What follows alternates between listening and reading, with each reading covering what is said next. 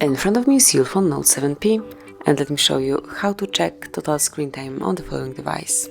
So at first, just open the settings, then find and select digital well-being and parental controls.